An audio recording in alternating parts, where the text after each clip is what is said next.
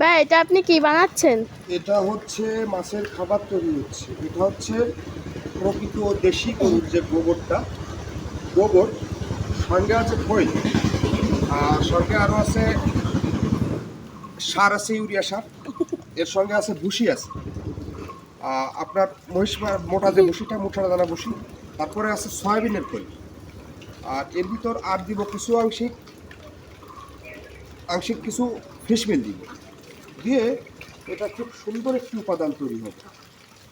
এই উপাদানটি মাছকে খাওয়ালে প্রাকৃতিকভাবে বেশ মাছ, প্রাকৃতিক খাবারের মাধ্যমে বেশ মাছটি বেশ বড় হবে এবং এই মাছের স্বাদযুক্ত হবে। গোবর জিনিসটা আসলে মনে হচ্ছে খারাপ, কিন্তু এটা হচ্ছে মাছের খাদ্য। আসলে অন্য খাবার কিভাবে তৈরি করে আমি জানি না, কিন্তু আমাকে একজন পরামর্শ দিলে এই খাবারটা আমি ইতিপূর্বে কখনো খাওয়াইনি, ইতিপূর্বে অ্যাপ্লাই করি না, এই সর্বপ্রথম আমি প্রস্তুত করতেছি। এখন প্রস্তুত করে মাছকে আজকে প্রথমে দিয়ে দেখবো আসলে খায় না, আমি এটা সম্বন্ধে আমার ধারণা ছিল না, নতুন অভিজ্ঞতায় উপনীত হতে যাচ্ছি। আপনারা সবাই দোয়া করেন।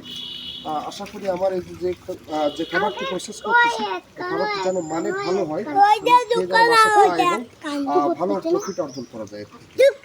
আর এমনিই তো আমাদের বেহাল দশা, বিল ডাকাতের অবস্থা খুব খারাপ, তারপরে চেষ্টা, হাল তো ছেড়ে দেওয়া যাবে না, কারণ ইনভেস্ট অনেক, সেহেতু চেষ্টা এবং হাল দুটো ধরে রাখার চেষ্টা করছি। সবাই ভালো থাকেন, সুস্থ থাকেন। আসসালামু আলাইকুম।